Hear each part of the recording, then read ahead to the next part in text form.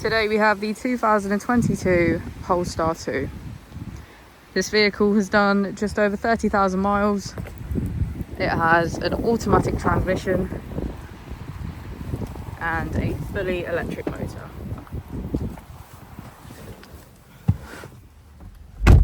To the left of our steering wheel, we have cruise control as a feature, as well as automatic headlights. On the right, we have voice control. Moving on to our screen, we can access Apple CarPlay, Amazon Music, Google Assistant, and navigation. Next up, we have Drive, Assist, Charge, and more. If we put the vehicle into reverse, we can see that it comes with a parking camera with parking sensors.